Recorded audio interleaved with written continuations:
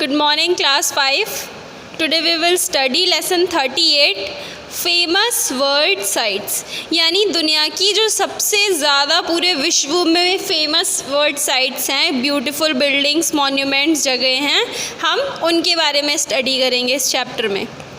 There are lots of beautiful buildings and monuments all over the world.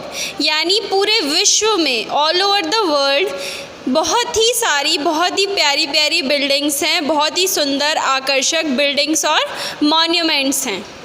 Identify and write the names of these famous world sites with the help of Doraemon. कह रहा है कि ये identify करिए कि ये कौन सी famous world sites हैं, कौन सी बिल्डिंग्स हैं, इनके नाम लिखिए इन मॉन्यूमेंट्स के. ठीक है, इन्हें पहचान के इनका नाम लिखना है. Now see number 1. It is a site in the Arabah Jordan. ये कहाँ पे है? ये साइट कहाँ पे है? अराबा जॉर्डन में. It represents the ancient world's heritage culture. यानी ये विश्व की विरासत संस्कृति जो बहुत ही प्राचीन काल में ये मतलब बहुत ही पहले के टाइम में ये बनाया गया है, तो ये विश्व की एक संस्कृति दिखाती है, एक कल्चर दिखाती है. It is a beauty hidden behind layers of mountain. यानी ये जो इसकी सुंदरता है ना, वो कहाँ पे छिपी हुई है? वो पहाड़ों के बीच में, माउंटेन्स के आगे पीछे, यानी और भी ज़्यादा प्यारा स्ट्रक्चर है, बहुत ही अच्छा मॉन्यूमेंट है. यानी तो जो इसकी सुंदरता है वो कहीं ना कहीं इसी में आगे पीछे छुपी हुई है पहाड़ों के. The ones who have seen it say it is a treasure beyond comparison. यानी जो भी इसको देखता है, जितने भी लोगों ने इसको देखा, वो इसकी तुलना यानी एक बड़े खजाने से करते हैं कि ये एक बहुत ही प्यारा मॉन्यूमेंट है, इसका स्ट्रक्चर बहुत ही अच्छा है, यानी ये एक बहुत ही अच्छी ब्यूटी है, एक सुंदरता है. यानी एक खजाने से इसकी तुलना करते हैं कि जिस तरह से खजाना मिल गया तो उसी तरीके से ये मॉन्यूमेंट देख लिया तो ये उसी तरह का है, यानी एक सुंदरता है इसमें. तो what is this which monument is this? कौन सा है? Petra. PETRA. Next Number 2, it is a multi-venue performing arts center in New South Wales, Australia.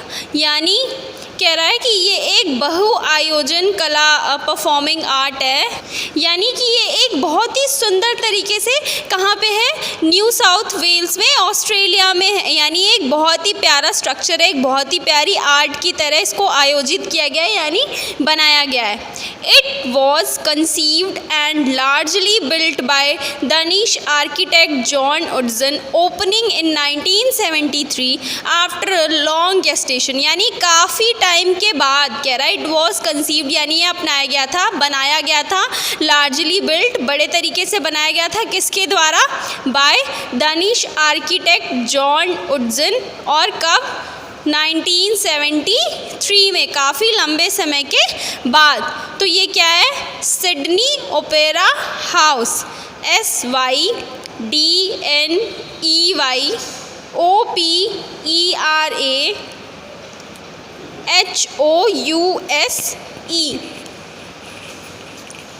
Number 3,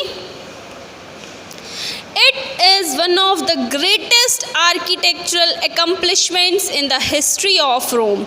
यानी रोम की पूरी हिस्ट्री में, पूरे इतिहास में अगर देखा जाए रोम के, तो ये सबसे बड़ी आर्किटेक्चरल एकम्प्लिशमेंट, यानी ये सबसे बड़ा मॉन्यूमेंट है, सबसे बड़ी बिल्डिंग है रोम की हिस्ट्री में, पूरे इतिहास में. It was originally known as the Flavian amphitheatre. यानी इसे ओरिजिनली ज़्यादातर किस नाम से जाना जाता है? एक इसका नाम पड़ा Flavian amphitheatre, and it is the largest amphitheatre in the world. और ये पूरे विश्व में सबसे बड़ा लार्जेस्ट एम्फी थिएटर है. एम्फी थिएटर के नाम से, फ्लैवियन एम्फी थिएटर के नाम से जाना गया, और कह रहे हैं कि ये पूरे विश्व में सबसे बड़ा एम्फी थिएटर है.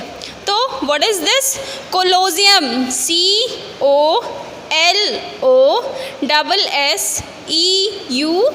COLOSSEUM. Now come on, number 4. Number 4, it is located in Nevşehir, province in the middle of Turkey, यानी ये कहाँ पे है, टर्की के बीच में, कहाँ पे लोकेटेड है, नेवशेर प्रोविंस में, and is 200 kilometre long, 200 kilometre लंबा है और 400 किलोमीटर वाइड यानी बड़ा है। This site is becoming a favourite tourist spot because of its Rocky terrain, unique culture and history, यानी कह रहा है कि ये कहाँ पे, सबसे पहले कहाँ पे लोकेटेड है, कहाँ पे है, नेवशेर प्रोविंस में, जो कि टर्की के बीच में है, और ये 200 किलोमीटर लंबा है और 400 किलोमीटर चौड़ा है। दिस साइट इज़, और ये जो साइट है ये एक फेवरेट टूरिस्ट स्पॉट, यानी जहाँ पे दूर दूर से लोग इस जगह को यहाँ पे देखने के लिए आते हैं। ये एक बहुत ही बड़ा टूरिस्ट का स्पॉट है जहाँ पे लोग मतलब देखने के लिए आते हैं। क्यों? बिकॉज ऑफ इट्स रॉकी, क्योंकि ये पूरी तरीके से पत्थरों से बहुत ही सुंदर तरीके से बनाया गया है। यूनिक कल्चर, एक अलग संस्कृति है यहाँ की और एक अलग हिस्ट्री यानी इतिहास है। ठीक है, तो what is the site's name? Cappadocia, CAPPADOCIA। Number 5, it is one of the largest religious sites in the world। पूरे वर्ल्ड में, पूरे विश्व में ये सबसे बड़ी रिलीजियस साइट है। रिलीजियस यानी मतलब श्रद्धा, मतलब ऐसी साइट जो कि थोड़ी धार्मिक टाइप की, ये विश्व की सबसे बड़ी साइट है। Covering around 500 acres of land, कितने पूरे, इसका सोचो लैंड का एरिया, ये कितने एरिया में कितनी वाइड है, ये 400 एकड़ लैंड की है ये रिलीजियस साइट। ठीक है, it's 5 walls and moats are a representation of mountainous chains, यानी कह रहा है कि इसकी जो 5 वॉल्स हैं, जो ये स्ट्रक्चर इसका बना हुआ है, ये पिक्चर देख सकते हैं ना आप लोग, तो ये जो स्ट्रक्चर बना है, कह रहे हैं कि जो इसकी 5 वॉल्स हैं और जिस तरीके से ये बना हुआ है, एक बहुत ही क्या चीज़ रिप्रेजेंटेट करता है, यानी क्या चीज़ दर्शाता है, एक माउंटेनियस चेन, यानी एक पूरा जैसे इकट्ठे बना हुआ है ना सारा, एक से जुड़ के दूसरा, तो वो शो करता है। As well as the cosmic ocean, और कॉस्मिक ओशियन भी। तो what is the site's name? Angkor Wat, ANGKORWAT।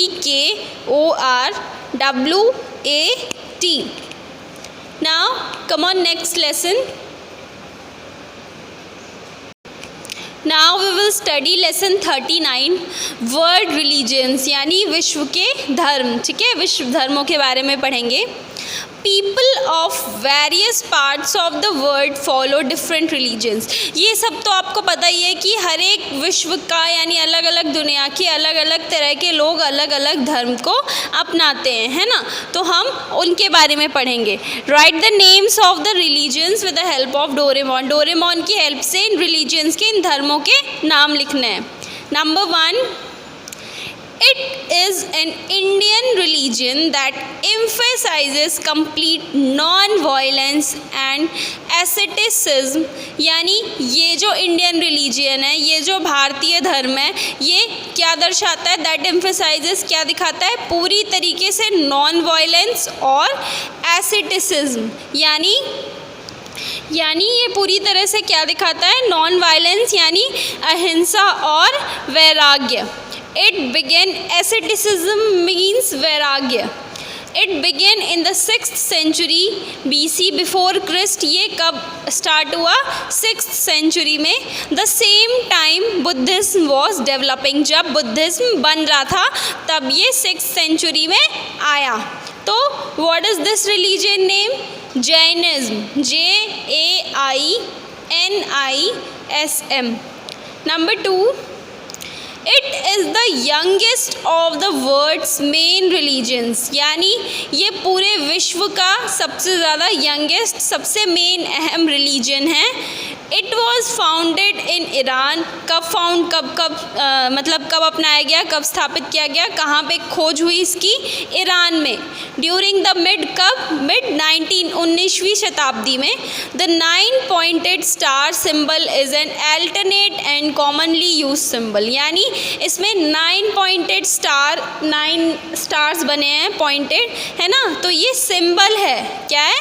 Symbol है 9 पॉइंटेड स्टार, एक अल्टरनेट सिंबल सिंबल है जो कि इसमें यूज़ किया जाता है। यहाँ पे आप पिक्चर देख सकते हैं ना, ये कैसा सिंबल है। तो ये इस रिलीजन का क्या नाम है?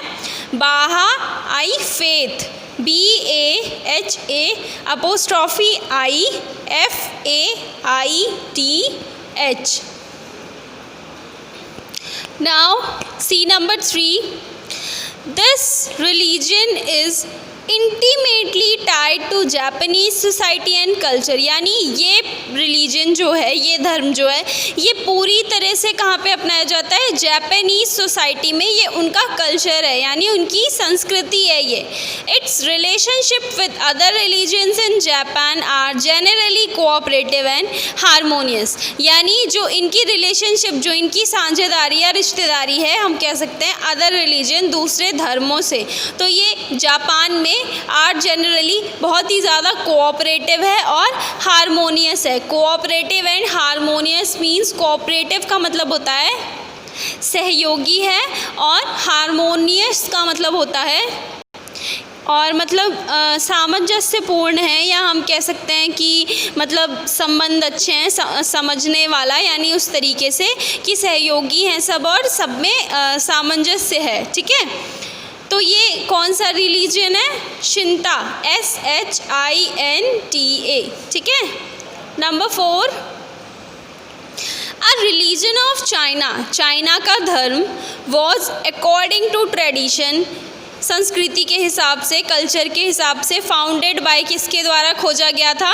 लाओ त्ज़ू, चाइनीज़ फिलोसोफर, जो कि लाओ त्ज़ू जो कि एक चाइनीज़ फिलोसोफर थे। Long considered one of the prominent religion, एक सबसे अहम रिलीजन माना गया इसे लंबे समय तक। Leaders from the 6th century before Christ, यानी ये कब से चालू हुआ, कब से ये लीड हुआ? 6th सेंचुरी से। तो इस रिलीजन का नाम क्या है? Taoism, TAOISM।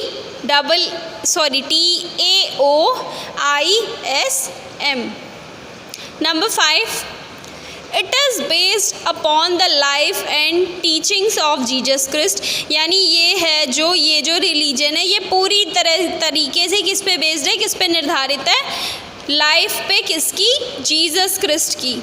Whose life is written about in the new testament, जिनकी लाइफ कहाँ पे लिखी गई? न्यू टेस्टामेंट में। तो ये कौन सा रिलीजन है? Christianity, CHRISTIANITY। Now come on, next lesson.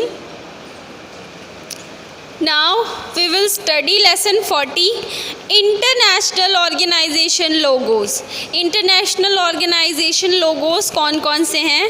ठीक है, here are given some logos of international organization. International organizations के यहाँ पे आपको कुछ लोगो दिए हुए हैं। Write the full forms of the following logos with the help of Doraemon. आपको इन लोगोज को देख के इनके फुल फॉर्म लिखने हैं कि क्या होंगे। ठीक है, नंबर 1 देखो, मैंने यहाँ पे इसका फुल फॉर्म नहीं लिखा है, मैंने सिर्फ शॉर्ट फॉर्म्स लिखे हैं, लेकिन फुल फॉर्म्स आपके हेल्प्स यू में पूरे दिए हुए हैं। तो ये आपको WHO के आगे ब्रैकेट बना के और आपको इस तरीके से फुल फॉर्म भी इसके आगे लिखने हैं, जो कि कंपलसरी है। ठीक है, मैंने नहीं लिखा है लेकिन आपको लिखना है। नाउ सी नंबर 1, ये देख रहे हैं आप सब? ये देखिए, ये पिक्चर देखिए, इसमें क्या है? ये कौन सा, किस चीज़ का लोगो है? इंटरनेशनल ऑर्गेनाइजेशन का। ये लोगो है WHO का, और WHO का फुल फॉर्म क्या होता है? World health organization. ठीक है, फिर सेकंड लोगो देखिए, सेकंड लोगो किसकी है? SAARC, यानी SAARC का फुल फॉर्म क्या होता है? South Asian association for regional corporation. ठीक है, SAARC। नंबर 3 देखो, नंबर 3 क्या है? यूनेस्को, UNESCO, और यूनेस्को का फुल फॉर्म क्या होता है? United Nations educational scientific and cultural organisation. ठीक है, नंबर 4 ये लोगो है किसका? ILO का। ILO का फुल फॉर्म क्या होता है? International labour organization. फिर WWF का लोगो क्या होता है? World wildlife fund. फिर नंबर 6 लोगो कौन सा है? यूनिसेफ का फुल फॉर्म क्या होता है? United Nations international children's emergency fund. ठीक है। फिर नंबर 7 ये लोगो देखिए, नंबर 7 किसका लोगो है? FAO का फुल फॉर्म क्या होता है? Food and agriculture organization. फिर ये किसका लोगो है? नंबर 8